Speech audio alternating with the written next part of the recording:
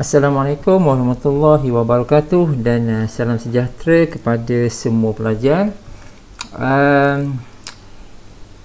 Untuk kali ini kita akan belajar mengenai satu topik, iaitu three dimensional coordinate system.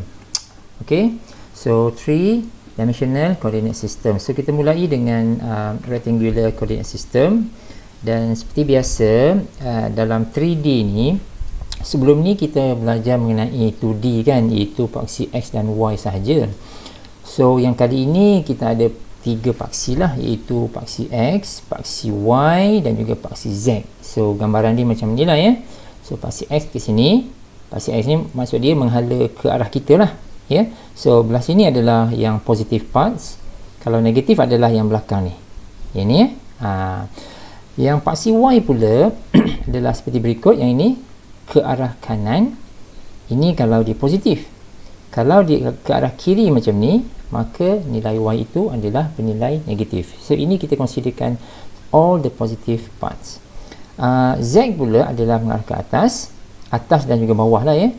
Kalau yang atas ni bermaksud bernilai positif, misalnya Z sama dengan 3 misalnya, so dia akan berada dekat atas. Kalau Z sama dengan negatif 3, dia akan berada dekat bawah. So macam tu. So kita ada sistem 3 koordinat, iaitu X, Y dan Z. Ini adalah default dia. Okey. Seterusnya yang kita lihat kat sini adalah dia punya coordinate plane. Plane ini. So fokuskan kepada yang rajah nombor 1 ni dulu. Nampak tak yang color warna merah, color warna biru dan color warna hijau? Nampak Okey, kita tengok yang warna merah dulu. Yang warna merah ini adalah satah apa? Satah XY. Yang kamu nampak ni lah ya, XY plane. Sementara yang warna biru ni adalah satah XZ. Dan satah warna hijau ni, yang color hijau ni adalah satah YZ. Okey, kita lihat yang satah warna merah ini terlebih dahulu. Jadi kalau kita perhatikan dalam satah XY ni, ya, XY plane ini, variable Z tak ada kan? Nampak tak? Bila Z tak ada, maksud dia by default Z dia is equal to 0. So sebab itulah dia sentiasa berada dekat sini. Z dia kosong kan? Jadi untuk satah XY tak ada variable Z, maksud dia Z is equal to 0. Baik, akan tetapi jika saya beri, katakan Z equal to 2, Z sama dengan 2, bermaksud satah yang warna merah ni akan naik 2 unit ke atas. Faham tak? So macam tu. Sama juga dalam untuk satah yang warna biru ni. Warna biru ni adalah satah XZ. Satah XZ maksud dia, kalau kita perhatikan variable Y dia tak ada, maksud dia Y tu kosong. Tapi kalau diberi nilai Y, katakan Y sama dengan negatif 2, bermaksud satah warna biru ni akan ke kiri sebanyak 2 unit. Boleh yang hijau pun samalah. Yang hijau ni, ini adalah satah YZ, maksud dia by default X adalah kosong. X adalah kosong. Tapi kalau X tu ada nilai, maksudnya X sama dengan 5 katakan, maksudnya yang hijau ni akan bergerak ke arah kita, ke arah paksi X ni positif ni, sebanyak 5 unit. Okey, so yang ini. Lepas tu rajah yang ini pula, ini mungkin kita boleh familiar. Ini adalah how to identify the point. Misalnya kita nak dapatkan di manakah kedudukan 4, 5, 6. Okey, ini mungkin susah. Kita tengok ini. Ni ya. Katakan ini adalah 4, 5 dan 6 kan. So 4, 5, 6 ni adalah yang ni lah ya. 4, 5, 6 ni, 4 ini dia adalah mewakili X. 5 ni adalah mewakili Y dan 6 ni adalah mewakili Z. Okey, X, Y, Z, dan semua ni kebetulannya positif. Jadi kita gerakkan satu persatu. Start dengan X, lepas tu kita sambung Y, sambung Z. So macam ni lah. Kalau 4, 5, 6, tengok sini 4 macam mana? 4 bergerak, kan dia positif 4 kan? So bergerak ke arah kita 4 unit, 5, positif 5 kan, ke arah kanan. Lepas tu dia positif 6 kan, dia ke atas. So dia ke atas. So dia ke sini lah. So sebab tu kita dapat point dia adalah dekat sini. So sama kat sini lah. Okay, 4, 5, 6. Itu cara kita nak identify the point lah. 4, 5, 6. Contohnya macam tu. Ini adalah apa ni? Ini adalah apa yang saya sebut tadi lah. So dia punya description, kita perhatikan kat sini ya. Untuk XY plane, seperti yang saya sebut tadi, XY plane, satah XY, Z kan tak ada kan? Z tak ada, cuba lihat. Ini bermaksud Z tu kosong. Jadi cara kita nak menulis adalah X, Y, 0. Sama juga XZ plane, Y tak ada, jadi Y tu kosong. Ini yang default ya, yang default. So maknanya kita ada, nampak tak Y kosong kat sini? So X, Y, X kosong, Z. Dan begitulah seterusnya. So katakan macam ni kan, Z exists. Ya, Z exists, so dia ada Z sahaja, X, Y tak ada, sebab tu kosong, kosong. Boleh ya? So tengok yang ini adalah dia punya description dia. Kita pergi kepada satu example kat sini. Nampak tak ni? What surfaces in R3, iaitu X, Y, Z are represented by the following equation. So Z sama dengan 3 dan Y sama dengan 5. So cuba ingat balik, Z sama 3 kan, Z sama 3. ok, cuba tengok, kita tengok semula rajah yang asal yang ini. ok, cuba tengok ya, kita nak cuba menjawab Z sama dengan 3 tau. So yang satah warna merah ni, ini adalah satah XY plane. Kita tahu XY plane, Z dia kosong. So tapi kalau Z tu ada nilai, bermaksud satah ini akan naik ke atas sebanyak nilai tersebut. Macam contoh tadi, Z sama dengan 3 kan.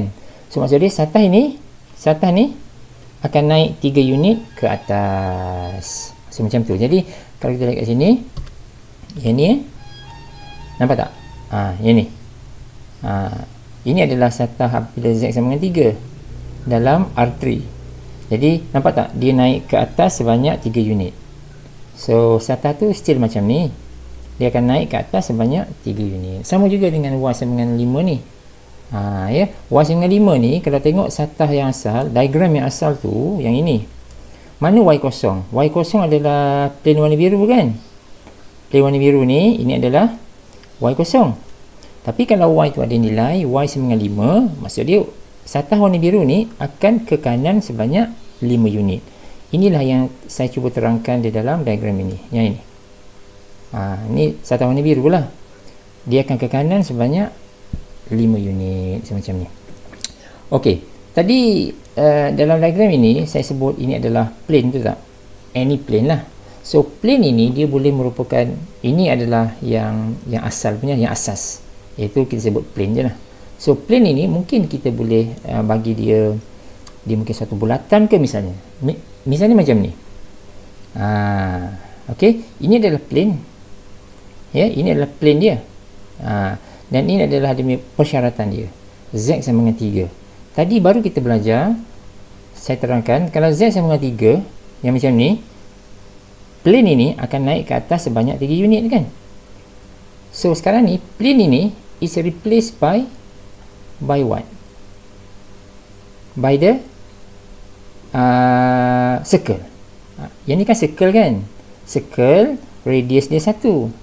Jadi dengan kata lain, nak bagi ayat mudah adalah circle ini, radius dia 1 ni, dia akan naik ke atas sebanyak 3 unit. So macam tu. Jadi diagram dia macam ni. Faham tak? Ini adalah dia punya plane dia. Tapi plane tu now is a circle. Dan dia naik sebanyak 3 unit. So faham ya? Kenapa dia berada di kedudukan ini? Sebab Z is equal to 3. Okay? Yang ini. Baik. Dalam R3, saya nak fokuskan kepada yang ini ya. Yang circle ni dalam R3 sebenarnya dia diwakilkan sebagai silinder. Ini sebenarnya. So soalan dia kan, what does the equation circle ni represent as a surface in R3? So jawapannya is a cylinder. So ini adalah diagram dia. Ini yang default punya ya. Ini adalah diagram dia. So ingat, dalam R3 yang asalnya tadi tu adalah circle, dalam R3 dia adalah suatu silinder. Yang ni lepas tu kita pergi kepada yang ini pula. Kita pergi kepada distance, jarak. Ya, distance in 3D.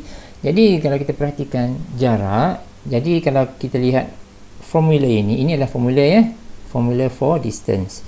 Jadi kita a bit familiar lah dengan rumus ini, di mana ini adalah rumus standard bagi nak ukur jarak bagi 2D ataupun 3D. Sebelum ni kita tahu 2D macam mana kan. So kalau 2D bahagian Z ni tak ada lah. Now bila ada 3D, maksudnya ada komponen X, komponen Y, komponen Z. Jadi kita akan berkongsi rumus yang sama, iaitu X2 tolak X1 square root tambah X2 tolak Y1 square root square dan Z2 tolak Z1 square, dan dia ada square root lah ya. So macam ni. So kita akan pakai rumus ini untuk mengukur jarak jika dua point ini diberi. Jadi ini satu contoh. We are given 2 points here. So find the distance between the point 2, 3, minus 1 and 4, minus 1, 3. Jadi kita hanya guna rumus yang diberi tadi. Straight away kita akan tolak lah ya. 4 tolak 2 negatif 1 tolak 3, 3 tolak negatif 1. Ataupun kalau nak terbalik pun tak apa. Sebab dia kan square dekat sini kan. Jadi dia tak ada masalah dia negatif ataupun positif. Dan distance dia is dapat 6, is always positif lah. Yang ni dan yang ni pun sama juga. Yang ni find the distance between these 2 point, iaitu point P dan point Q. So kita guna cara yang sama, guna rumus yang sama, rumus ni lah ya, rumus ini ni. Dan kita akan dapat jawapannya sebagai 3. Okey, habis yang itu. Now we go to equation of a sphere. Ya, sphere. Sphere ni macam mana? Sphere ni kita just imagine bola. Kalau tengok 2D, bola tu suatu bulatan kan. Now kalau dia 3D, dia adalah suatu sphere. Sphere. So jadi ini adalah standard equation of a sphere. Standard equation of a sphere.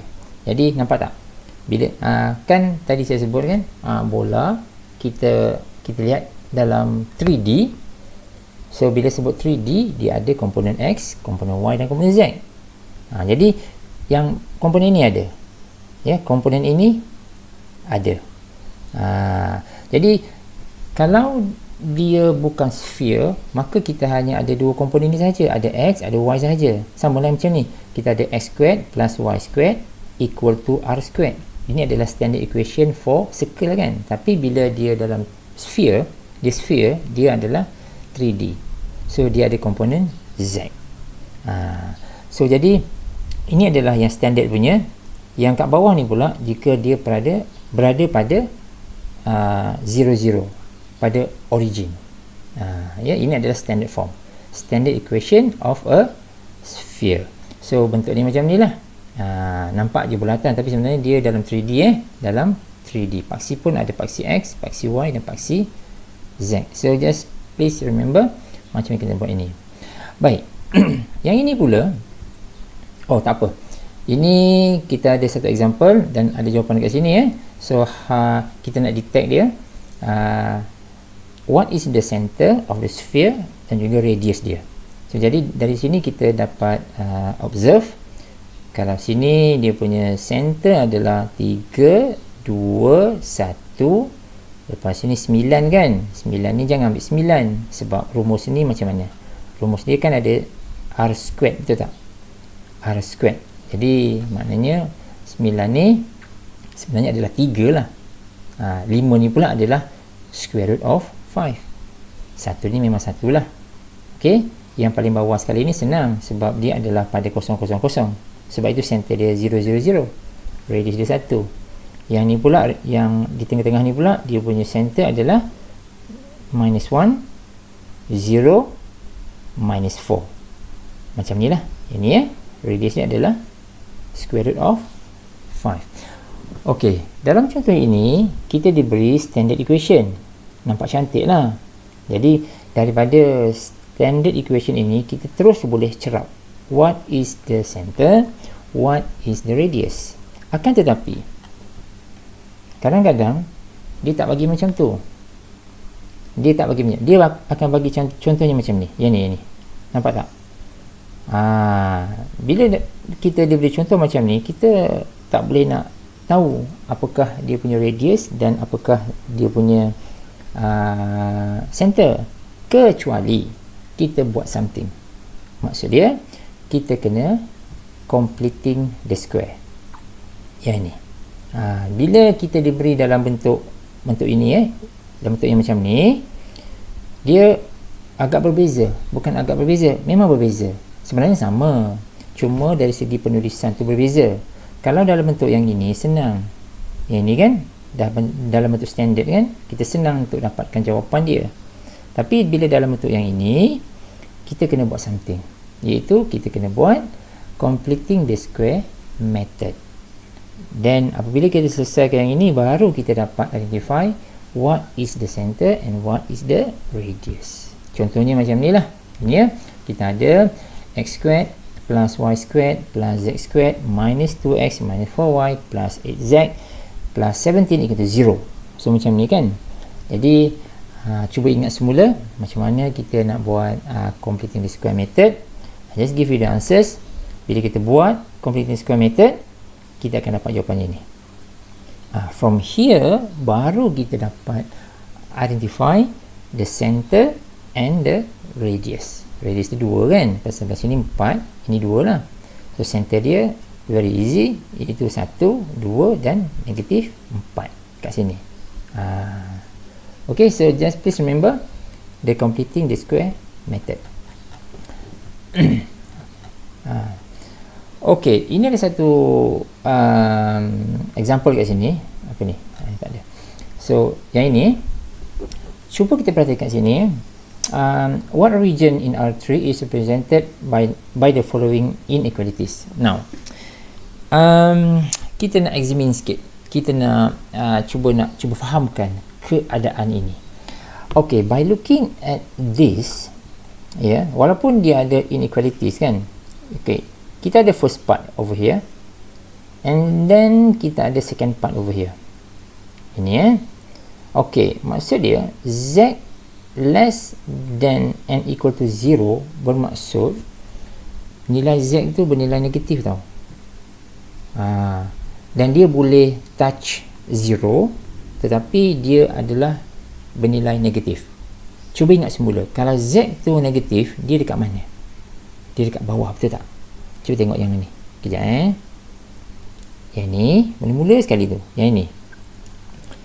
Tengok plane warna merah ni. Ini adalah XY plane kan. Maksud dia Z tu kosong. Tapi kalau Z tu ada nilai, dia akan bergerak atas, sama ada atas ataupun ke bawah. Now, kalau kita katakan Z tu bernilai negatif, bermaksud dia akan bergerak ke arah bawah. Dia punya area dia kat bawah lah, maksud dia. Dia akan pergi ke bawah. Tetapi dia menyentuh kosong. So macam tu. Jadi, we look back at the question. Kat sini, mana dia? Okay, yang ni kita cuba nak analyse dulu. Apa yang berlaku sebenarnya? Now, ini adalah apa? Okay, ini kita dah tahu dah. Ini adalah dia punya kawasan dia adalah start dengan kosong dan ke bawah. Okay, satu. Yang kedua, by looking at this, ini adalah apa dia? Ini adalah sphere, betul tak? Ini adalah sphere. Okey, kita ambil saja macam ni.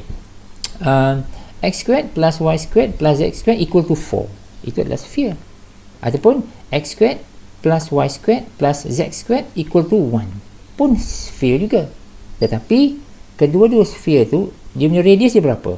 Kalau kita ambil 4, radius dia adalah square root of square root of 4, iaitu 2 lah kan.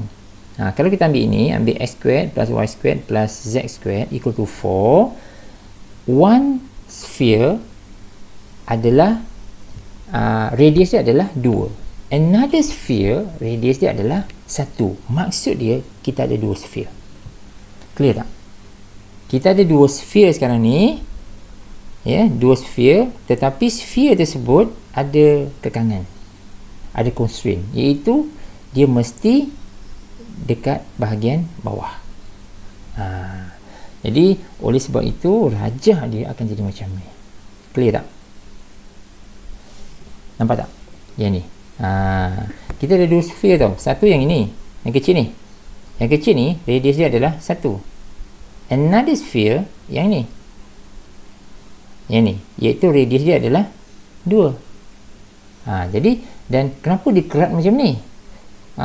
Kenapa dia kerat yang tinggal separuh saja? Of course separuh. Sebab syarat Z tadi tu. Z ini. Yang ini. Z tu diberitahu dia adalah bernilai negatif tapi dia sentuh kosong. Jadi sebab itulah rajah dia jadi macam ni. Okay guys. So saya rasa sampai sini dulu. Kita akan sambung ke subtopik yang akan datang. Thanks for watching.